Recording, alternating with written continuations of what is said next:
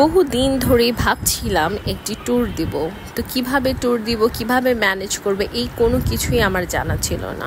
এরপর ফাইনালি একটি ডিসিশন নিলাম অ্যান্ড আমরা 4 ভাই বোন বেরিয়ে পড়লাম ট্যুর দিতে সাজেকের উদ্দেশ্যে। আই হোপ তোমরা দেখে বুঝতেই পারছো আমাদের 4 জনের এক্সাইটমেন্ট কি পরিমাণ।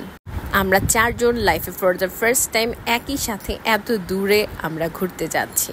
এই ট্যুরটি আমাদের জীবনের সবচেয়ে বড় একটি স্মরণীয় সময় হিসেবে রয়ে যাবে। এরপরে আমরা রাতের 3টা বাজে চলে গিয়েছি মায়ামি রিসর্টে অ্যান্ড ওখানে খিচুড়ির রিভিউ রাকিব আর আমি বলে দিচ্ছি কেমন। সাজেক যাওয়ার পথের রাস্তা এত উঁচু নিচু ছিল এবং পাহাড় বেয়ে বেয়ে উঠতে হচ্ছিল, সো এটি দেখে আমরা অনেকটা এক্সাইটেড হয়ে গিয়েছি। আর আমাদের বাসে যারা ছিল কেউ ঘুমায়নি। এই পর্যায়ে রাতের কটা বাজে I actually don't know, but I enjoy all the night. আঁকা বাঁকা রাস্তা, সরু সরু পথ, এই সব কিছু দেখতে দেখতে আমরা চলে যাচ্ছিলাম সাজেকের উদ্দেশ্যে। যদিও আশেপাশের রাস্তাগুলো কতটা ভয়ানক এবং কতটা গভীর সেটা আমি সকালে না দেখলে বুঝতেই পারতাম না। এই রাতে একদমই বোঝা যাচ্ছিল না, মনে হচ্ছিল সোজা রাস্তা, বাট আশেপাশে এত বেশি খাত ছিল যেগুলো দেখতে অনেক ভয়ানক ছিল। অ্যান্ড এইগুলোর একদম বেস্ট একটা ফিল আমি পেয়েছিলাম সকালবেলা। সকালে ভোর 5:30টায় ওঠার পর আমি এত সুন্দর একটি ভিউ দেখব এটা আমি একদমই ভাবিনি।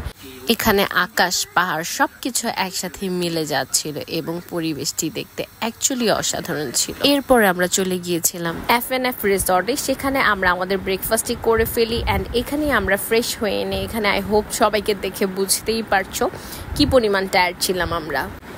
সকালে আমাদের ব্রেকফাস্ট ছিল ডিম ভাজি, পরোটা, সবজি অ্যান্ড ডাল। তো এই সব কিছু জুম ইন ট্রাভেল এজেন্সি থেকে আমাদের জন্য বুক করা হয়েছিল। আমি তাদের ডিটেলস ডেসক্রিপশন বক্সে অবশ্যই অ্যাড করে দিব। এই সুন্দর আঁকাবাঁকা রাস্তা দেখতে দেখতে আমরা চলে গিয়েছিলাম সাজেকে। কেন যেন এই রাস্তাগুলো দেখে আমার এত বেশি এক্সাইটমেন্ট ফিল হচ্ছিল, আই অ্যাকচুয়ালি ডোন্ট নো। এই শহরের জীবন থেকে নিজেকে কিছুটা সময়ের জন্য স্বস্তি দান করার জন্য আমি মনে করি অবশ্যই ট্যুরে যাওয়া উচিত। এতে মন এবং মানসিকতা অনেক বেশি ভালো হয়ে যায় এবং মন অনেক বেশি ফুরফুরে হয়ে যায়।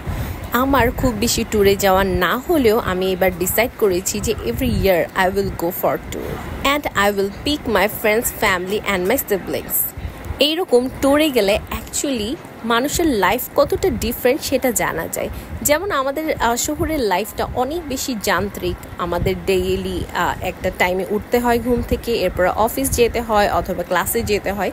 বাট এখানে আসার পর এতটা মনে শান্তি পাওয়া যায় এবং খুব দীর্ঘশ্বাস নেওয়া যায়। এবং আমি যখন শ্বাস নিচ্ছিলাম তখন আমার মনে হচ্ছিল আমি অনেক বেশি হ্যাপি ফিল করছি। অ্যান্ড চারপাশের এই সবুজ পরিবেশ আমাকে অনেক বেশি হ্যাপি ফিল করাচ্ছিল। এর মধ্যে আমার আপনজনরা আমার সাথে ছিল, তো আমি অনেক অনেক অনেক খুশি হয়েছিলাম। আমি জানি না কেন এখানকার পরিবেশটা এত সুন্দর ছিল, আমাদের এখানে একদমই গরম লাগছিল না। অপরদিকে ঢাকাতে হিট ওয়েভ চলছিল। এই তো আমি আর Asha and we both was so happy and আমরা বারবার বলছিলাম যে উই আর সাকসেসফুল, কারণ এইভাবে এত দূরে আমরা ট্যুরে আসবো যেটা আমরা একদমই ভাবিনি। জাস্ট এটাই বলবো আল্লাহ কপালে কখন কি লিখে রাখে উই নেভার নো। বিকজ আমার ট্যুরটা একদম লাস্ট মোমেন্টে ফিক্স হয়েছিল। রাতের বেলা ফিক্স করি অ্যান্ড সকালবেলা আমরা বেরিয়ে পড়ি। জীবনে চলতে গেলে অনেক ধরনের বাধা বিঘ্নতার শিকার হতে হয়, ওগুলো উপেক্ষা করেই সামনে এগিয়ে গেলেই আমরা জয়লাভ করি। এখানে রাস্তাগুলো বেশ আঁকাবাঁকা ছিল অ্যান্ড চাঁদের গাড়িতে আমরা অনেক বেশি এনজয় করছিলাম। আমার কেন জানি মনে হচ্ছিল চাঁদের গাড়ির উপরে ছাদটা যদি খোলা থাকতো তাহলে মনে হয় আমরা আরও বেশি এনজয় করতে পারতাম।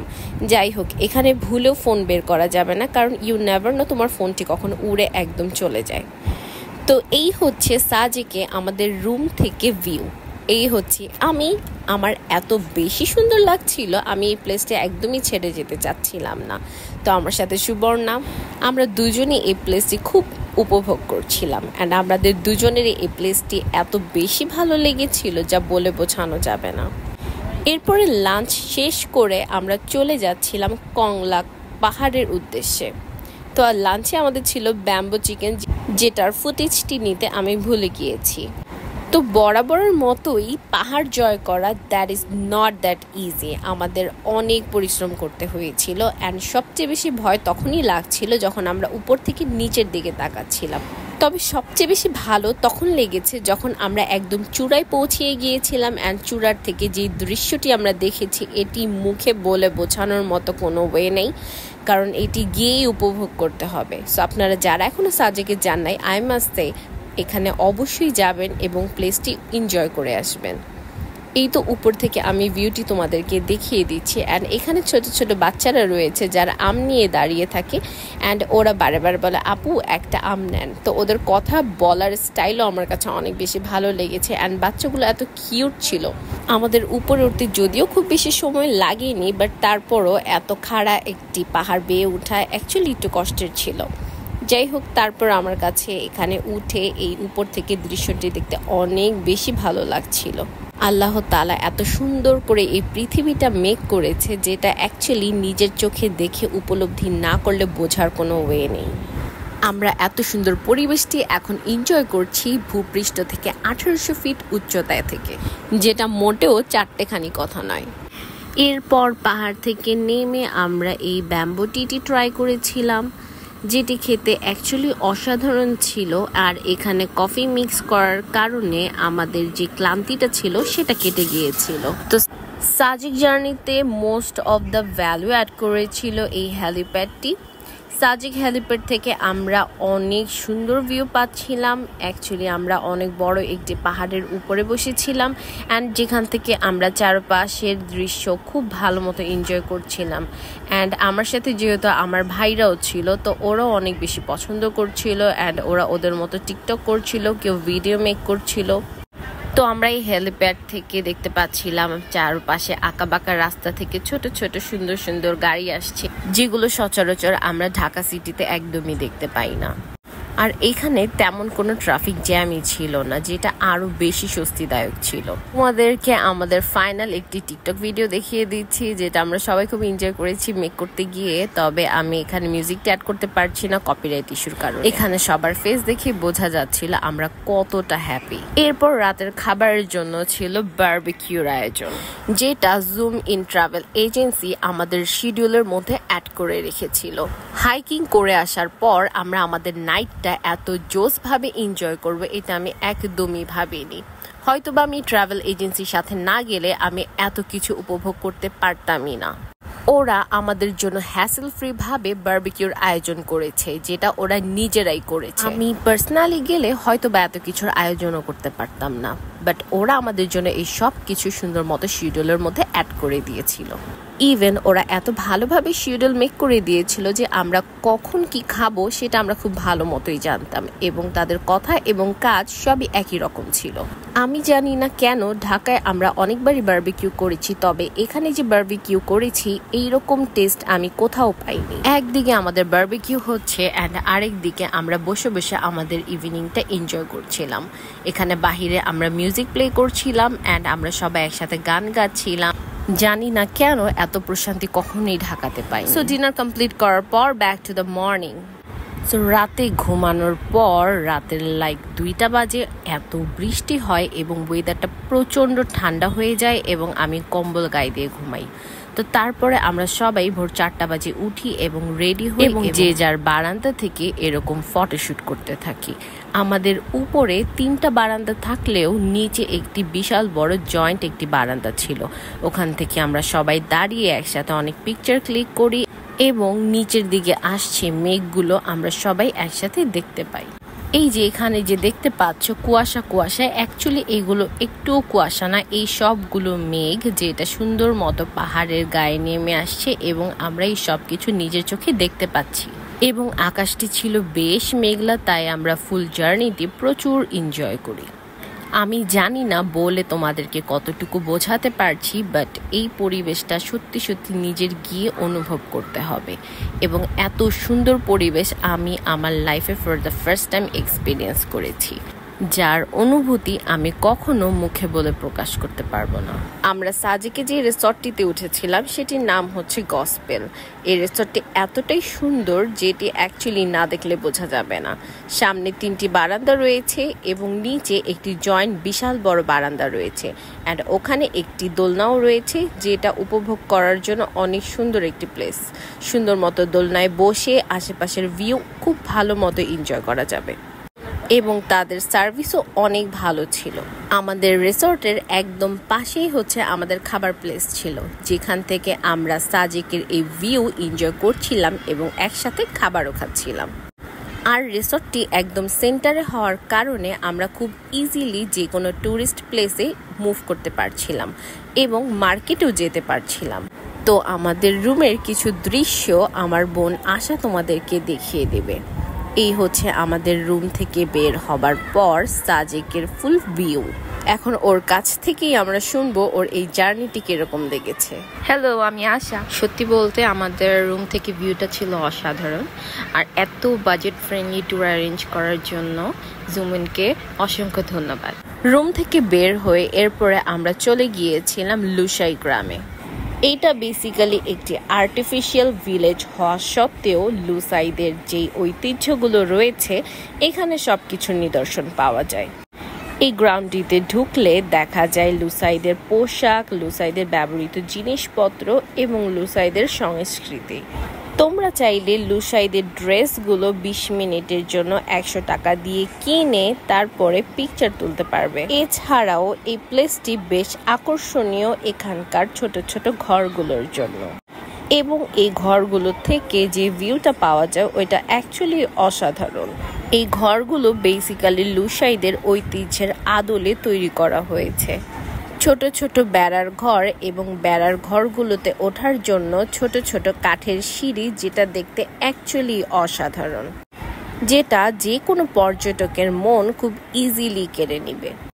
আর এই পাশটিতে ছিল একটি দোলনা। আমি জানি না কেন এই দোলনাগুলো আমাকে সবচেয়ে বেশি আকৃষ্ট করে এবং আমার ছোটবেলার কথা মনে করিয়ে দেয়। এছাড়াও এখানে একদল ছেলে মেয়েরা এই লুসাই ড্রেস পরে ওদের যে ঐতিহ্যবাহী নৃত্য রয়েছে সেই নৃত্যে ডান্স করছিল, যেটা আমার কাছে অ্যাকচুয়ালি অনেক ভালো লাগছিল। এরপরে আমি চলে গিয়েছিলাম আমার লাইফের সবচেয়ে ডেঞ্জারাস অ্যান্ড অ্যাডভেঞ্চারিয়াস একটি প্লেস, রিসং ঝর্ণায়। কেন এই ঝর্ণাটিকে আমি অ্যাডভেঞ্চারিয়াস বলছি এটা আমি একটু পরেই তোমাদের সাথে শেয়ার করব। তোমরা আশা করি দেখে বুঝতেই পারছো কতটা খাড়া এই পাহাড় এবং পানির স্রোত কিভাবে বয়ে যাচ্ছে।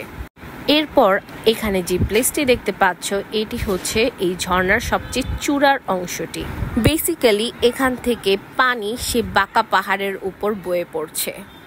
এই প্লেসটি এত বেশি উঁচু নিচু ছিল এবং এত গর্ত ছিল যে কোনো মানুষের যে কোনো টাইমে পা ভেঙে যেতে পারতো। অ্যাডভেঞ্চার প্রিয় আমি এই পাহাড় বেয়ে উপরে ওঠার কারণে আমার বোনও পিছনে পিছনে চলে আসি এবং একটু পরে সুবর্ণাও চলে আসে। আর সবচেয়ে বেশি আমার ভয় লেগেছিল তখন যখন আমি পাহাড় থেকে নামছিলাম, তাও আবার ভেজা কাপড়ে। যেহেতু কাদামাটির পাহাড়টি ছিল, অবশ্যই আমি নামার সময় পিছলিয়ে বারে বারে পড়ে যাচ্ছিলাম এবং আমার ভাইরা আমাকে নামতে হেল্প করে। অ্যাকচুয়ালি আমাকে বলতেই হবে যারা যারা এই পাহাড়ে উঠেছে তারা অ্যাকচুয়ালি অনেক বেশি সাহসী। সাহস না থাকলে এত বড় উঁচু চূড়ায় কখনোই কেউ উঠতে পারতো না। অ্যান্ড এটাই বলবো, উইল পাওয়ার ইজ এভরিথিং। যাই হোক, এদিকে আরও লম্বা রাস্তা ছিল, আরও যাওয়ার প্লেস ছিল, তবে আমরা জোকের ভয় একদমই যাইনি ওই প্লেসটাতে। আমরা সবাই পাথরে বসেছিলাম এবং এভাবে স্রোতের সাথে ভেসে যাচ্ছিলাম।